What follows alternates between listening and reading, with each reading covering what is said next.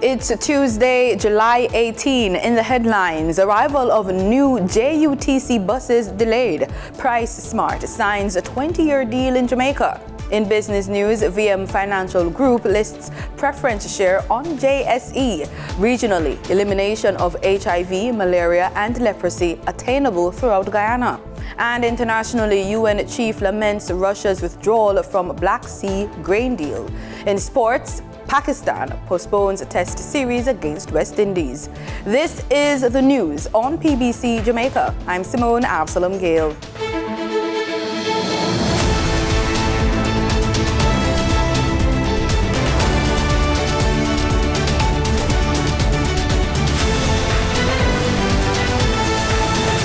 There's a delay in the arrival of the 50 new buses to augment the fleet of the state-run Jamaica Urban Transit Company, JUTC.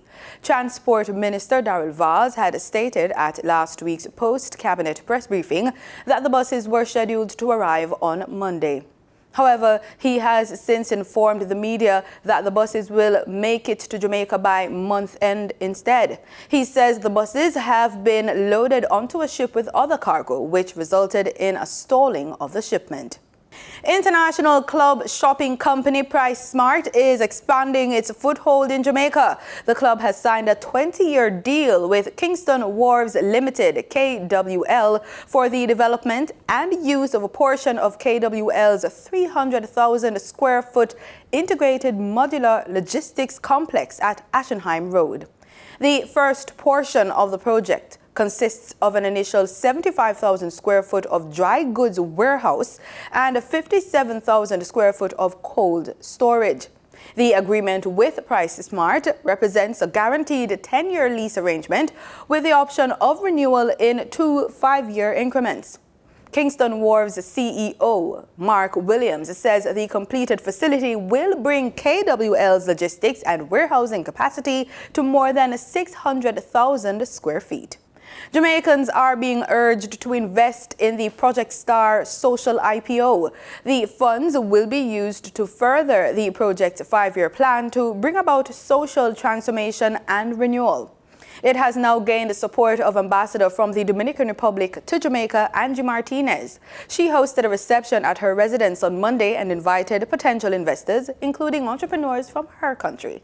And I would love to partner with you, with the PSOJ and the Jamaican Constabulary Force by connecting persons from and entities from DR and Dominican individuals and companies here in Jamaica to explore the possibility of cooperating in the strengthening of the execution of this project. Project Star is a non-partisan project with intent of building out public and private partnership with government ministries, departments and agencies whose mandate include social investments. Keith Duncan is co-chair and project sponsor of Project Star. We have a macroeconomic stability, we have achieved macroeconomic stability, and we're putting the institutional framework. We need to focus on our people now, because 62% of our workforce have zero training or certification. How are we going to become a value-added economy if 62% of our workforce, those who are working, have no certification or training? So what is the strategy? Right? And therefore, how are we going to move from being the lowest per capita income in front of Haiti? We're only above Haiti. How are we going to move if we don't focus on human capital development? The plan is to be implemented in a minimum of 10 communities, which has a planned expenditure of $2 billion. We work through our partners. We're not here to do everything ourselves. We're here to collaborate and consult and work with others. So we work with HEART to deliver a job placement program. In East Downtown Kingston, we've done 2 cohorts, and in Savannah Lamar, second community, we've done 1. We've trained about 80 people thus far. In East Downtown Kingston, where we trained 49 individuals, we've gotten 35 of them placed into jobs, one of whom is Mario, who just started on Monday. And the others we work with to make sure that we're getting them the right kind of jobs. We do a lot of work in terms of psychometric testing, in terms of job readiness, resume writing. But we also look at what are the barriers to employment, because you're dealing with people with lots of historical issues in a community that is still being traumatized on a daily basis. These programs are selected and executed based on the issues the community faces and are executed in collaboration with community-based organizations. And STAR addresses the issues in each community. It's not a blanket approach. Each community is different. Working with Dr. Luai and our others, we look at really what the data is saying about that community. We work with the community to understand what the historical and cultural contexts are that they're dealing with.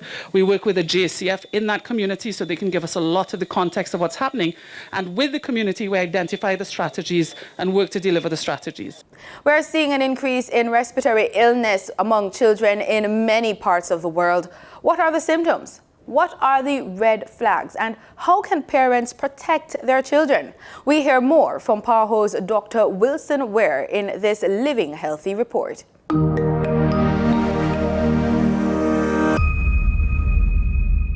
Wilson, speak to us about this spike that we are seeing in respiratory diseases in children. We are seeing a spike in respiratory diseases in children, particularly those under 10 years of age, beyond the typical flu season we usually experience during fall and winter months. This unusual spike in cases has been reported in several countries in Europe, including France, Netherlands, Sweden, and the United Kingdom, and also in the United States. They are seeing an increasing number of children hospitalized with acute respiratory infections caused by common respiratory viruses such as influenza, parainfluenza, respiratory syncytial virus, commonly called RSV, adenoviruses, and coronaviruses, including COVID-19. In addition, we are also seeing increasing cases of pharyngitis and skin infection caused by a bacteria called group A streptococcal infection. This may be because we are back to relative normalcy after COVID-19 and seeing viruses and bacteria spread again. Maybe some children did not have prior infections, so don't have any built-in immunity. Or maybe some of these viruses changed just a little bit and seem to be spreading faster. Maybe some children are getting multiple infections, so becoming more sicker than usual. So it could be any of these reasons as we try to figure out which particular one. Wilson, what are the symptoms, what are the red flags that the parents should be looking out for? Typically, children will have a cold or flu-like symptoms with a runny nose or nasal congestion, sneezing with scratched throat, irritating throat, a cough. Some might have a fever or change in their ability to eat or drink. In most cases, parents and caregivers can manage these symptoms. However, in some cases, it may be associated with group A streptococcal infection. In this case, children will have a sore throat, a headache, muscle pains, and a fever, along with a fine reddish rash, which is called scarlet fever. But watch out for the red flags. Worsening of these symptoms, specifically if a child is breathing too fast or having trouble breathing with the upper tummy getting sucked in, which we call chest indrawing, or when the lips or skin are turning blue, or when the child is constantly running a high temperature or throwing up, or is unable to breastfeed, drink, or eat. And in case of group A streptococcal infection, they have painful skin and bones. Then you know it's time to immediately consult a health provider or go to hospital. Time now for the business report with Danita Rodney.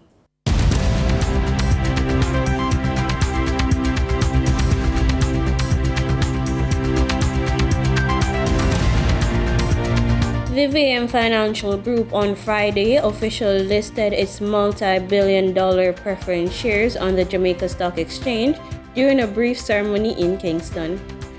The three-tier 10-year preference share offer, which was open to accredited investors in April, raised $11 billion, proceeds of which will be used to fund VM Group's local and international expansion, in addition to providing working capital support for investment purposes. Courtney Johnson, President and CEO of VM Group, says the listing represents a new era for the financial group. Today's listing of the VM Financial Group's preference shares are major activities of a new era for VM that will be defined by greater urgency, even bolder ambitions, and a deeper passion for helping to transform the lives of our members and clients. Now for your market updates. In foreign exchange trading for Monday, July 17, the US dollar sold for an average of $155.36. The Canadian dollar ended trading at $118.12. The pound sterling traded for $203.89, and the euro sold for $175.06. In JSE trading, the JSE index advanced by 837 points. The junior market index advanced by 7 points. The combined market index advanced by 853 points, and the All Jamaican Composite Index declined by 160 points. Overall market activity resulted from trading in 101 stocks, of which 43 advanced, 43 declined, and 15 traded firm. Stocks advanced for AMG Packaging and Paper Company Limited, Verita Investments Limited, and the Cargo Handlers Limited. Stocks declined for Access Financial Services Limited, Blue Power Group Limited, and Dollar Financial Services Limited. Trading firm were Derrimon Trading Company Limited, Epley Limited 7.75% preference shares, and First Rock Real Estate Investments Limited USD. The overall volume leaders were Trans-Jamaican Highway Limited, Sagicor Select Funds Limited Financial, and Dollar Financial Services Limited with over 2 million units. In regional stocks, in Trinidad and Tobago, Calypso Macro Index Fund posted a volume of 862 shares. On the Barbados Stock Exchange, Emera Deposit Receipt was a sole security trading 201 shares. In regional business, Tobago's animators now have a place to call home. On Saturday, the island's first animation studio was officially launched. Carissa Douglas tells us more. Located at the Cove Eco-Industrial Park, Tobago's first animation hub, ePixel Studios provides a space for Tobago's animators to imagine, create, and animate. According to ePixel Studios coordinator Ashaki Armstrong, the 10-seater studio provides a range of services. Our animators are trained, experienced in the field, and are ready to learn more about expanding the digital creativity that Tobago can and will soon offer. Providing a wide range of services, including but not limited to 2D and 3D animation, character design, storyboarding and development, motion graphics, and illustration. Anime Carib director Camille Abrahams commended EIDCOT, noting there is much work to be done, but a limited number of animators. The studio is about building capacity, and we need the support. We need for the public and private sector to hold the hands of the persons in the studio for at least a year. Ms. Richards, I'm saying that, and I know you're saying it too, right? For at least a year before any kind of looking at profits and things like that, right? It will happen. Chief Secretary Farley Augustine, delivering the feature address at the launch, noted the opportunity for Tobago's stories to be told to the world. Through this facility at EIDCOT, we have now an avenue through which our Tobagonians, especially our young Tobagonians, can tell authentic Tobago stories to the rest of the world. Because the stories we have to tell also possess within them universal themes that the world can latch on to. And certainly we can provide solutions to world issues through the stories that we tell. The Chief Secretary challenged the animators to create work for Tobago's upcoming Carnival and Easter Goat and Crab Race activities. Carissa Douglas, TTT News. In international business, U.S. stocks ended higher to kick off the trading week, buoyed by gains in financial and technology shares as investors awaited the next round of quarterly results. The Dow gained 0.2%, the S&P 500 gained 0.4%, and the tech-heavy Nasdaq gained just under 1%. Companies scheduled to report earnings this week include Tesla and Netflix. More big banks are also on the docket, including Bank of America, Morgan Stanley, and Goldman Sachs. Brian Vendig, president of MJP Wealth Advisors, said that although the handful of S&P 500 companies that have reported earnings so far have beat profit and margin estimates, revenues have come in a little light. And so I think the concern that we have with earnings over the balance of the year is that maybe right now companies are at the end of possibly passing on price increases to the consumer and now have to look at other ways to maintain profitability. Among individual movers, Tesla gained 3% after the company said over the weekend that it had built its first Cybertruck after 2 years of delays. By contrast, Ford tumbled 6% after the automaker cut the price of its F-150 electric Lightning trucks, the latest salvo in its deepening price war with Tesla and other EV makers. Peers General Motors and Rivian also slumped. Bank shares recovered from Friday's losses, with the S&P 500 Bank Index up and the KBW Regional Bank Index also advancing. And shares of Apple advanced nearly 2% after Morgan Stanley raised its target price on the iPhone maker to $220 from $190, citing a bullish outlook on India as an emerging growth driver for the company. In market data for oil prices were little changed on Tuesday as investors weighed a possible tightening of U.S. crude supplies against weaker than expected Chinese economic growth. Brent crude was up 7 cents at $78.57 a barrel, while West Texas Intermediate crude rose 10 cents to $74.25. And that was the business report on PBCJ. I'm Danita Rodney. Thanks, Danita. In regional news, a Deputy National Chief Digital Officer at the Ministry of Digital Transformation, Denise White, believes Trinidad and Tobago needs to modernize its legislative framework to support digitization. Speaking at the 38th annual conference hosted by the Caribbean Association of National Telecommunications Organizations, she noted the archaic legislation currently in place despite the changing technological landscape.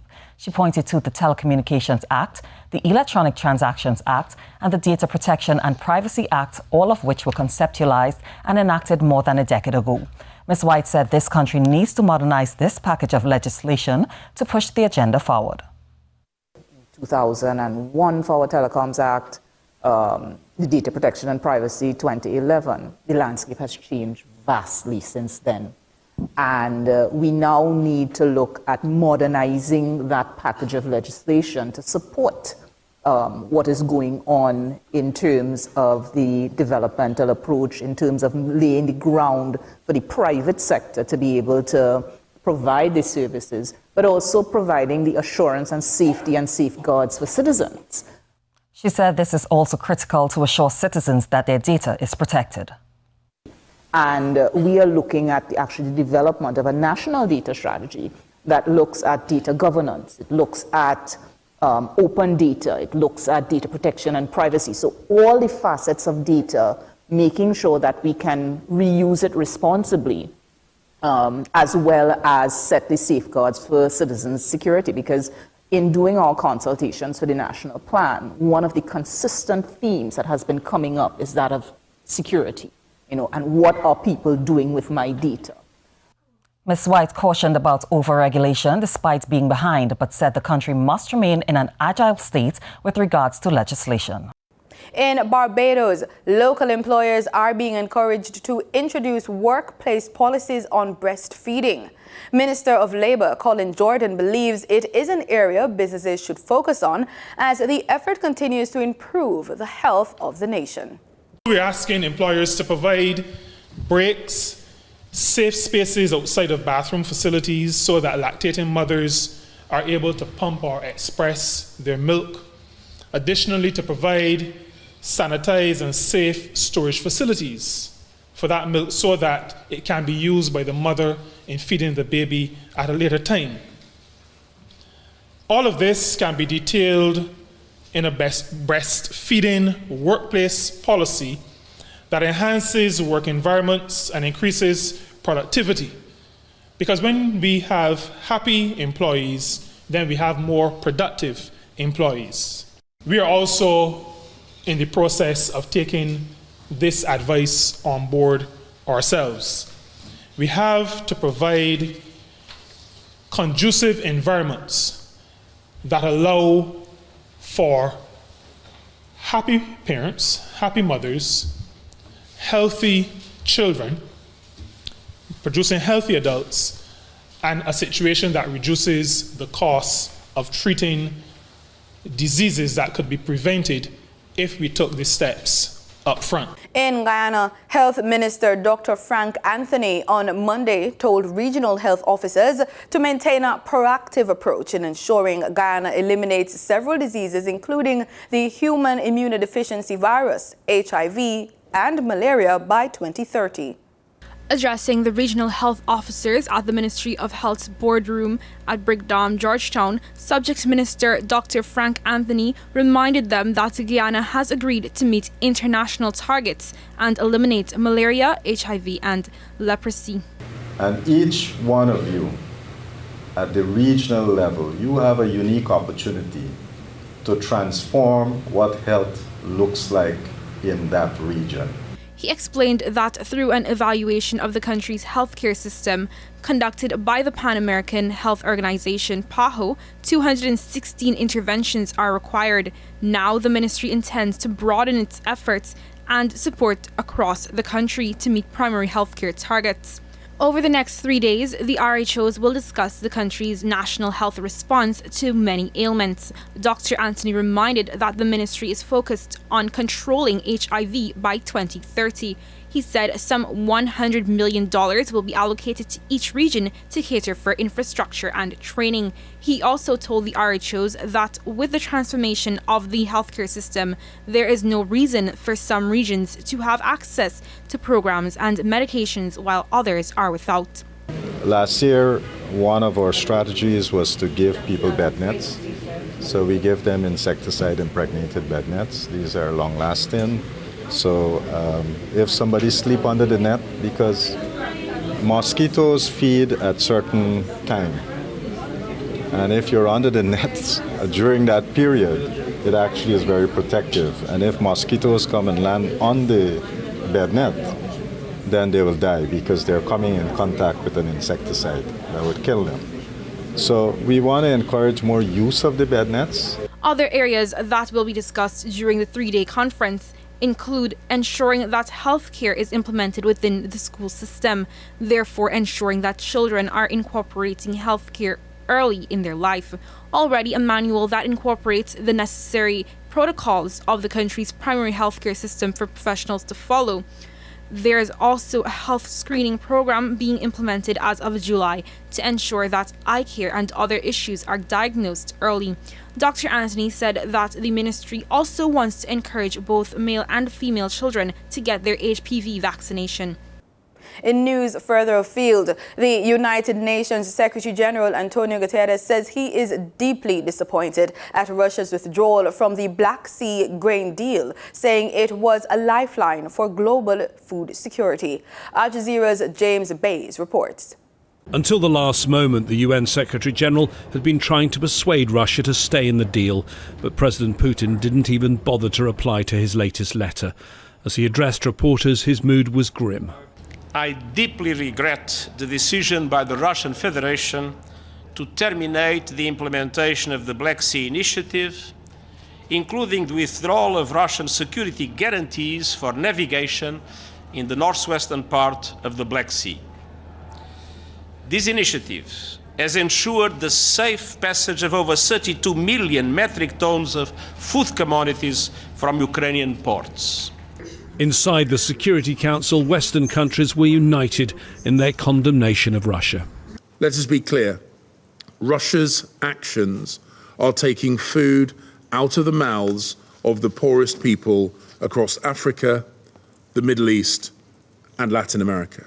And now, with announcement that it will withdraw from the Black Sea Grain Initiative, Moscow is threatening even more people, more children, with starvation.